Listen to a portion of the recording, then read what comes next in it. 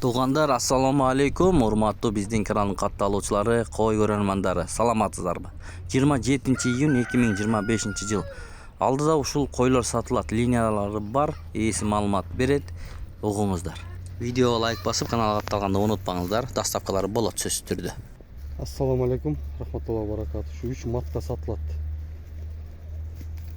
Мынагы биринчи турганы 4-чү тишин жаңы жарды. Мынагы экөөү бирден тууган кой.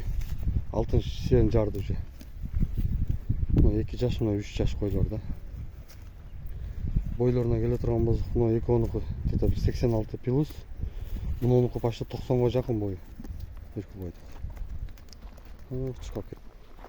Бааларына келе турган болсок 90 миңден.